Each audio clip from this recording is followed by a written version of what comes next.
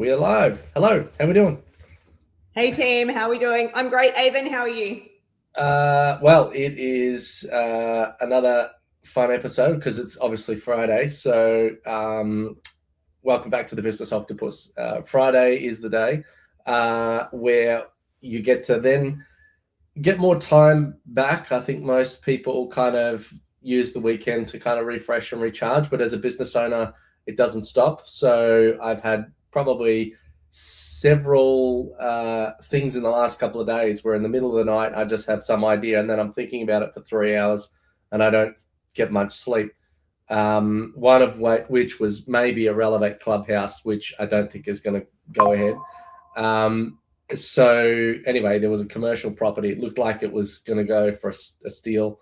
So I was thinking about that, but yeah, I think they just stuffed up the ad and made it look like something it wasn't. But anyway, these are the crazy things. And then the Saturday is the time you use to catch up on sleep from all your wild and crazy ideas through the week, and then you just go back to work. But Little bit. Showing up is what really counts, and that's what we're going to talk about today. Is success is showing up, and a lot of times people, are waiting for the magical thing to happen. And at the moment we've got whatever's going on in Iran. We've got business owners not making decisions. Everyone's holding back, waiting for something to happen.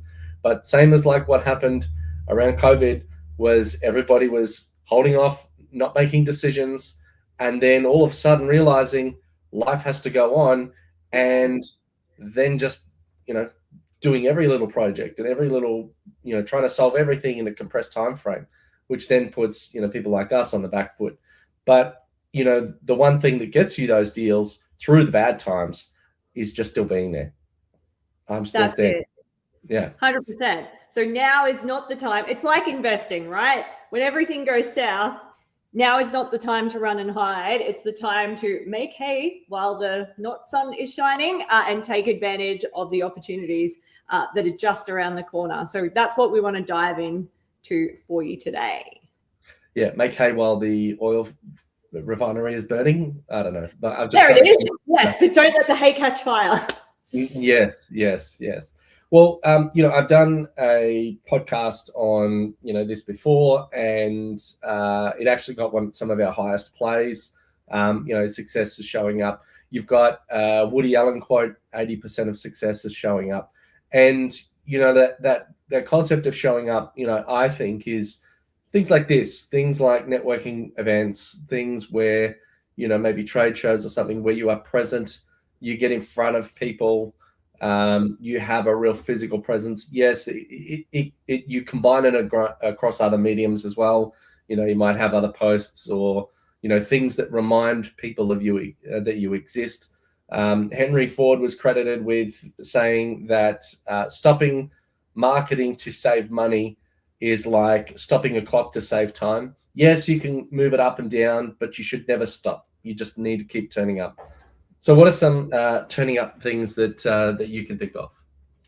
I think first thing, marketing, like you say, we were talking about ads earlier today. So you might reduce your ad spend, for example, or you might switch from a sales campaign to an awareness campaign so that you're still top of mind. So making sure that we're not turning things off completely. Or if you're for example, doing your follow-ups, making sure you're still following up with people, even if you're getting a lot of no's at the moment, or not yet, as the case may be. I was saying to Avon, I was getting frustrated that some of my leads had ghosted us over a period of time. And I think there's just hesitation to do business generally. So I sent a cat meme, and it's a cat sticking his head through a hole in the ceiling saying, "Hello, are you there?" And I sent maybe 7, and I got 2 responses that I sent proposals out for.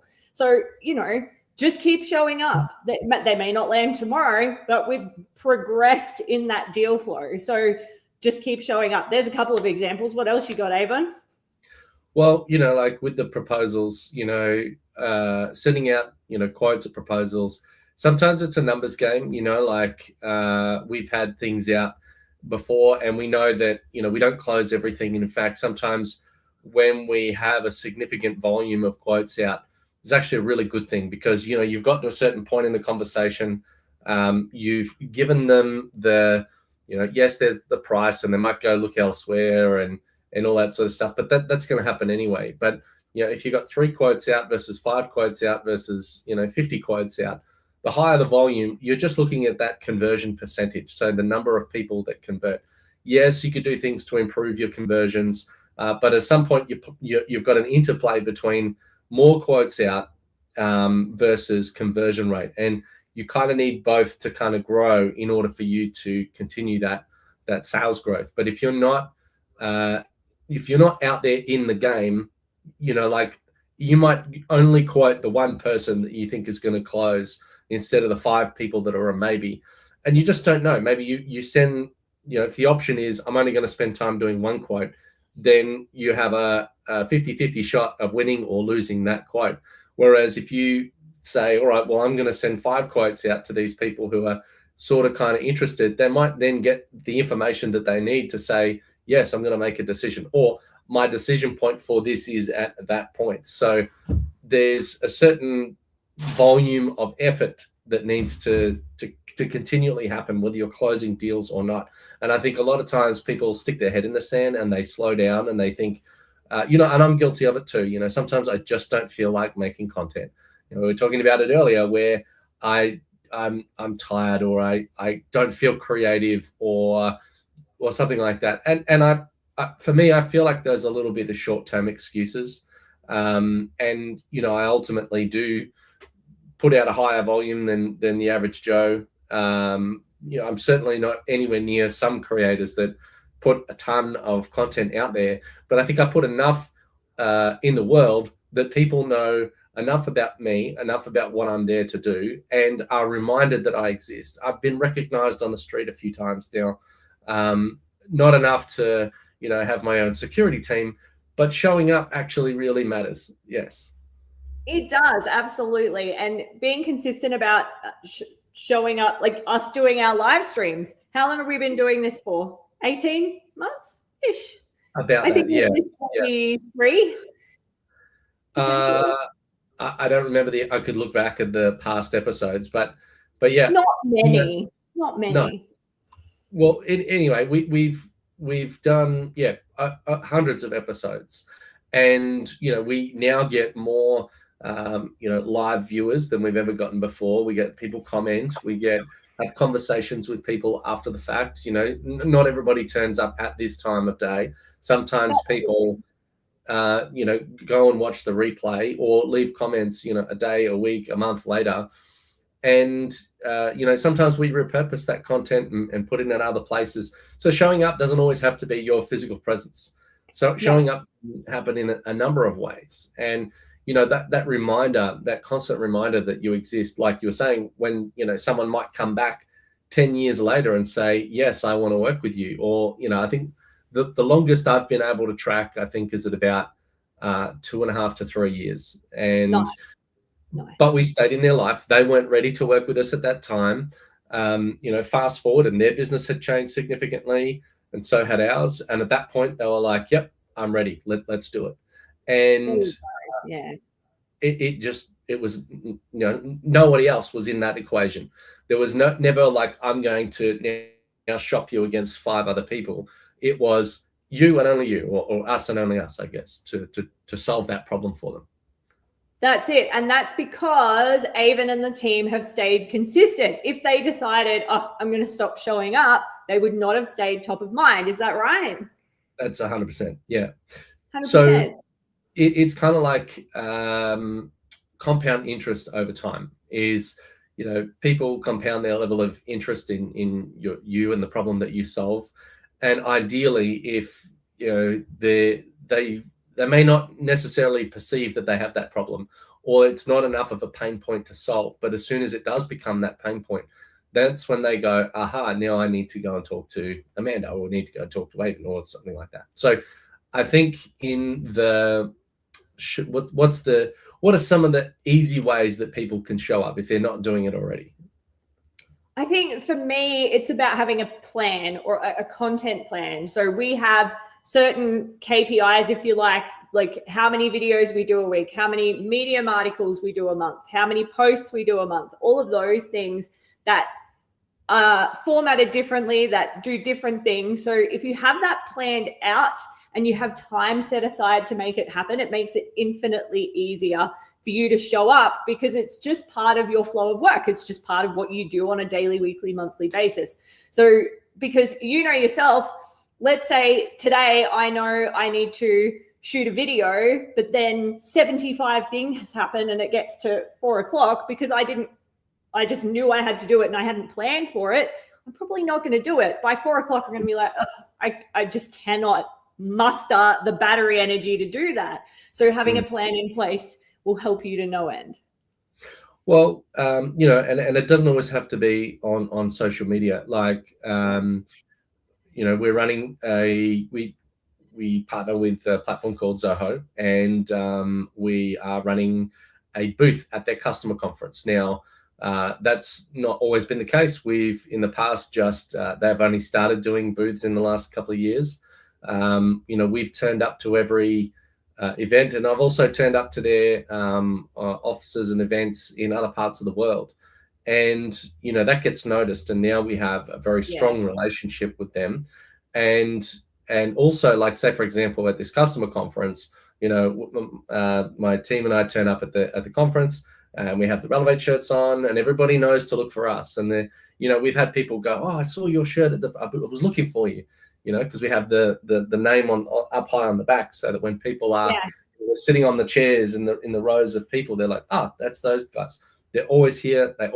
They're familiar, right? Familiarity breeds in some one of the ways to say that saying is familiarity breeds contempt, but that's the negative part. But familiarity in marketing is very positive. Like there's people use nostalgia all the time to try and get their marketing message over the line, and that's because they don't already have an established reputation in the market. But if I said which bank, straight away you know what I'm talking about. CommBank, yo. There you go. That's because there's a familiarity from like they started with kids they didn't start there, but they had the Dolomite program for children. That's it. We got sucked in early. Lifetime customer right here. But that callback to something familiar is incredibly useful and valuable, and you have to start building that. And the best time to do it was 10 years ago. Next best time is right now. So if you're not spending that time to be familiar, to be remembered, in the back of your mind as that classic age-old brand that's just been around for a long time, you can generate that feeling without having been around a long time. So that's probably the important part of showing up. Exactly. So the biggest question you can ask yourself is, how am I showing up now? And is it consistent enough? Is it so that, what are the numbers, Aben? Do you remember this? How much time does someone have to spend with you, either virtually or in person, to build that trust and likability for them to go on to buy? Is it 7 hours? Is it something like that? What you're talking about is the 0 moment of truth of Google, which is 7-11-4. So that's for like like an online purchase or something like that. So it depends on what you're doing. Sometimes it might have to be that you have to spend a little bit more time to spend a lot more money. Other times, I guess, it's just about building that trust and that sort of likability that, over time that then turns into your 7-11-4. But it might, that's kind of like an average to get someone to click buy on that's Google's metric. But what they're measuring is not, signing $1 million check. They're measuring making a $50 online purchase. Mm-hmm. So maybe different things have different levels of trust, but it doesn't really. Well, yeah, you certainly need a large volume of time, and there is a set of metrics to be an acquaintance, to be a close friend, to be a trusted sort of key person, and I think it's a lot more. But yeah, if you don't have those attendance metrics, you're just never going to get there. 100%. So the more you show up, we're stacking the deck in our favor over time so that people become familiar and that they have that likability and trust so that when they pull the trigger, then we are the first people they think of. And I was saying to Avon earlier, you think about, this is more an American thing, I guess, but those injury lawyer billboards or like car accident lawyer billboards that have that reputation with the jingle and the phone number. You may not need them today, but if you need them in 10 years' time and you're in that difficult situation, they are the first people that you think of, and you go straight to them. So there is no need to Google. You just know exactly who you're going to. And that's because there's that familiarity and just instant recollection in your mind that, okay, I know the person I need to call. So you need to be that for your industry. Well, that kind of happened to me the other day when it was O'Brien's, right? Windscreen and glass. I talked about this from a negative perspective because they automated me out of the process. And, you know, yes, the first thing I thought of was this company because, you know, I wanted to get a windscreen chip repair, but then I also wanted to get some, what's the word? What's that block out stuff? Tinting, yeah. Tinting, yes, done on the rest of the car. I don't know why I couldn't think of that word. But so if with the two services together, I wanted to do them at the same time. So I wanted to go to one place that did both of those services. I knew they did the chip repair, but I wasn't sure about the other one. And I wasn't sure if it was like, maybe this outlet does this one and that outlet does the other task. So I couldn't find it on their website. So I called and then I ended up in a phone tree and I got frustrated with that. And then I ended up calling somebody else. But the first thing I thought of was not any other company. It was that one because their marketing was good, because it was consistent over the years, because they have that catchy jingle and those familiar colors. You know, this is why brand colors work. This is why familiar fonts and logos work because, you know, like think of Apple. Yes, it's evolved over the years, but it hasn't fundamentally changed away from the type of fruit. This is true. And the Apple font, I think from the late 80s, early 90s, whenever I see that out in the wild now, I'm like, that's the Apple font. I love that font. So it's like it's buried in my brain. So it makes me think of them. So yes, we need to become that in our own businesses. Now, did you ended up not dealing with O'Brien? Is that right? That's correct. Yeah, because they, you know, it was like press 1 for automotive glass. No worries. Press on the next question. It was press 1 if you're paying for it. Press 2 if your insurance is paying for it. I was paying for it, so all right, no worries. Then it's like, all right, now what's your postcode? I'm like, surely after this, I'm going to talk to somebody. So I put in the postcode to get ideally a local store, and then the next question was AI voice thing saying, give us your number plate number. I'm like, I don't want to go through all of that just to ask a simple question. Do you do these two services in one location at the same time? Yes or no? That's my decision gate. I've just gone through 3 or 4 of their decision gates and I'm getting nothing in return. Like, yes, maybe if there was the AI bot, if you could talk to it and say, hey, I have this question, but then, you know, then you're reliant on them actually having that knowledge article somewhere in the system to answer that question, to then prompt the AI to give that answer. But if, you know, like sometimes that, you know, they don't have that written down. So, you know, a lot of times people go, oh, and I'm going on a rant now about AI voice bots, but a lot of times small businesses go, yes, I want to get an AI voice bot, but then it doesn't know anything about your company. It just gets really frustrating to deal with. And all it does is slow you down and pee people off. I don't know how to say that on.